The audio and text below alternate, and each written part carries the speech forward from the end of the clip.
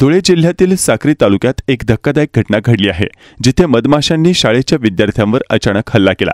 या हल्ल्यात 20हून अधिक विद्यार्थी जखमी झालेत। सामाजिक कार्यकर्त्यांनी तातडीने घटनास्थळी धाव घेतली आणि विद्यार्थ्यांना मधमाशांच्या तावडीतून सोडवत प्राथमिक उपचारांसाठी सरकारी रुग्णालयात दाखल केले।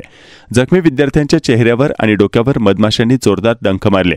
असेही सांगितले जात आहे की शाळेच्या परिसरातील निमाच्या झाडावर आणि खिडक्यांवर मोठ्या प्रमाणात मधमाशांचे पोळे होते, त्यामुळे अचानक हा हल्ला झाला। ही घटना साक्री शहरातील डॉ. बाबासाहेब आंबेडकर प्राथमिक विद्यालयात घडली आहे। सध्या सर्व जखमी विद्यार्थ्यांवर सरकारी रुग्णालयात उपचार सुरू आहेत आणि प्रशासन या घटनेचा तपास करत आहे।